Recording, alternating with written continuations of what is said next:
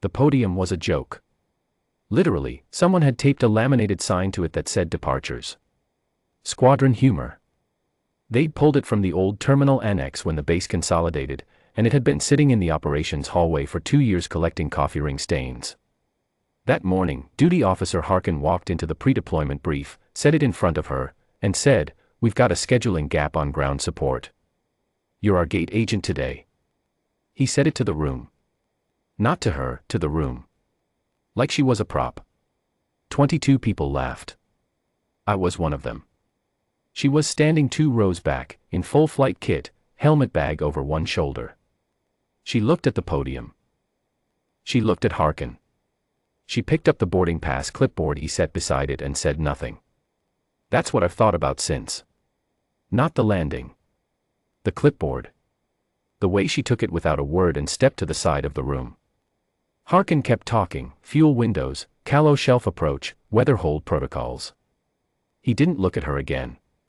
Neither did I. I'm a loadmaster. I've been moving cargo and personnel in and out of austere strips for 19 years. I know the callow shelf. Everyone who flies the Eastern Theater knows it, a notch of compacted gravel cut into a limestone plateau at 9,400 feet, 41 meters wide, with a shelf edge that drops 400 feet on the north side. Weather Command closes it when visibility drops below 800 meters. That morning, visibility was 900 and falling. Harkin had 2 pilots certified for the approach, Major Denton, primary, and Captain Vass, backup. Solid pair. I'd flown with both. The callow certification is not a standard ticket. You apply for it, you complete a 12-hour classroom review of the shelf approach plate and the radar altimeter protocol for instrument-only conditions, you fly 3 practice approaches with a qualified evaluator aboard, and then you wait for a board to decide whether your logged approaches were clean enough to issue the rating. Most pilots in the Eastern Theater have not done it. The work takes weeks they don't have. Harkin had done it. Denton and Vass had done it. I knew of 4 other pilots on the station who held it, all of them senior, all of them male, none of them standing at a podium with a boarding pass clipboard that morning. I didn't know she had it. That is what I have to say plainly and sit with. We loaded at 0640. She was checking names on the manifest at the base of the ramp, clipboard in hand, marking each personnel block in small clean handwriting. She didn't rush. She didn't look around to see if anyone noticed. A few of the men made comments as they went up, not directly to her, not quite, but pitched to be heard. Gate agents got our names.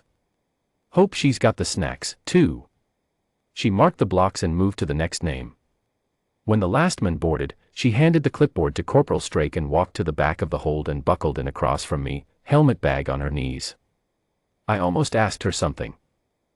I do not know what I would have said. Something that would have acknowledged what happened in the brief room, I think, some form of apology dressed up as a question, the kind of thing you say to a person after you have laughed at the wrong moment and know it. I didn't. I looked at my buckle instead, and we sat in silence while the ramp came up. We lifted at 0712. Denton had the controls. Everything was standard until we crossed the Darrow ridgeline and the shelf weather moved faster than the morning forecast.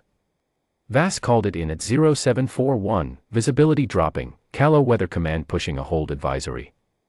Denton acknowledged. I watched through the cargo door porthole, thick flat cloud, the kind that swallows features whole. Callow shelf appeared on the NAV screen as a yellow hold marker. At 0748, Denton took a fragment of rotor debris from a storm eddy, a chunk of ice the size of a man's fist came through the port side screen and struck him across the left temple. I heard the sound from the cargo bay. Vass got on the controls immediately, declared emergency, requested ILS guidance. Weather Command came back inside 40 seconds, callow ILS array was offline for a scheduled service window. Visibility at the strip was now 400 meters and dropping. Alternate strip at Kessel was 91 miles east, fuel state marginal for a divert. Vass was a good pilot. He was working the numbers. I could hear him on the intercom, steady, reading altitudes. Then at 0751 he said, "I'm losing," and stopped. Not the sentence. His voice. It just stopped. The medic pushed forward immediately. Blast concussion from the same debris event, Vass had not reported the secondary impact. He was coherent, but his hands were off the controls and his depth perception was gone. Medic was on it. The aircraft was on AP, descending on the hold pattern, nobody flying it. I unbuckled. 3 other personnel unbuckled. There was a half-second of silence in the cargo bay, the kind where everyone is doing the same arithmetic. Kessel was 91 miles. Fuel state marginal. Weather Command had already said it, Calo ILS offline, visibility 400 and dropping. The arithmetic ended the same way every time you ran it. She was already moving. She didn't run. She didn't push past anyone. She walked to the cockpit door with her helmet bag and said, through the open hatch, "I've got a Calo shelf approach certification." Nobody questioned it. There was no time and, I think, no instinct to question it, not because we believed her, but because there was nobody else. For words after the bag hit the seat. Copper Wren, weather, Calo approach, current cert, confirm. That was the radio call. Weather Command came back in 6 seconds, Copper Wren, Calo, cert confirmed. You have the approach. Advise. That was all she said before she had the controls and began working the power. I stood in the cockpit doorway for the next 11 minutes. I don't know why I stayed. I couldn't have helped. But I couldn't move. She didn't ask for silence. She didn't narrate what she was doing or explain her procedure. She read altitudes and instrument bearings in a flat, even cadence, made corrections as though she were copying something from a page rather than feeling her way through 400 meters of mountain fog at 9,400 feet. Weather Command came on the channel with the hold advisory again. She said, "Copy," and kept descending. The Calo approach has 3 mandatory fix points, Kesson marker, shelf edge at 41 meters, and touch threshold. Each one is instrument only when visibility is below 500 meters. The ILS array being offline meant she was reading radar altimeter, barometric, and Euro heading, cross-checking each one against a memorized approach plate. I know this because I watched her hands. Left hand on the throttle, steady. Right hand walking between the altimeter and the heading indicator without hurrying. She said each fix point aloud as she passed it, for the record. Not for me. Not for the 20 people braced in the cargo bay. For the approach log, because that is what you do, and she was doing what you do. Kesson. 22 seconds. Shelf edge, 41 meters. I felt the wheels deploy. I felt the power reduce. The fog outside the windscreen was absolute, no feature, no ground, no indication that anything existed beyond the glass. I have been through rough approaches and combat landings and one hard ditching in the Darro lowlands in 2019 that I do not talk about. I have never felt anything like those last 40 seconds at Calo. Not because I was afraid the aircraft would go in. Because I understood, watching her, that it was not going to, and that I had no part in that fact at all. The aircraft was following the numbers she was reading, and the numbers came from her memory, and her memory was exactly right. Threshold. The wheels touched. She held the nose off for a half second, then set it down.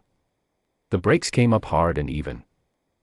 We stopped 12 meters inside the far threshold marker, which I know because someone measured it afterward. Nobody said anything for a moment. Then the medic said, "Both pilots stable," because he was the professional he was and that was the appropriate next thing. She finished her shutdown sequence, logged the landing time, 0803, and the approach type in the aircraft log in that same small clean handwriting. Then she unbuckled, stood, picked up her helmet bag, and walked back through the cockpit door into the cargo bay.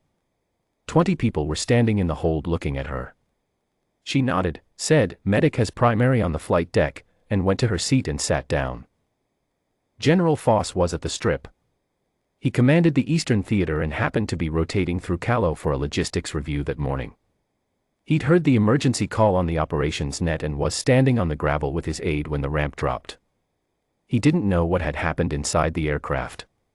He was standing there because Weather Command had told him nothing could land, and then something had landed, and the gravel was still settling under its wheels.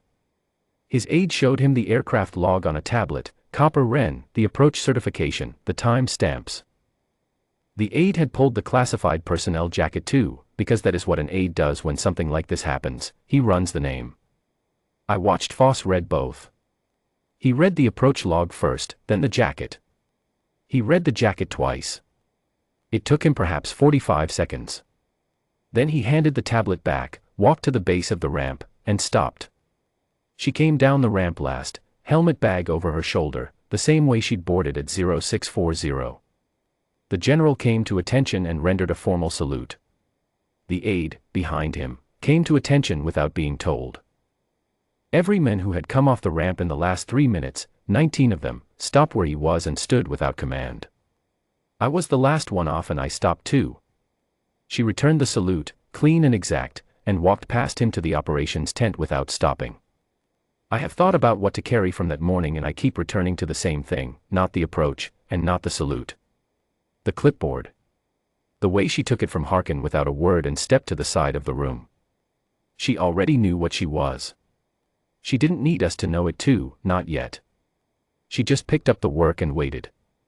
That's what I didn't understand until 0803 on a limestone strip in the fog. The work doesn't care who you told first.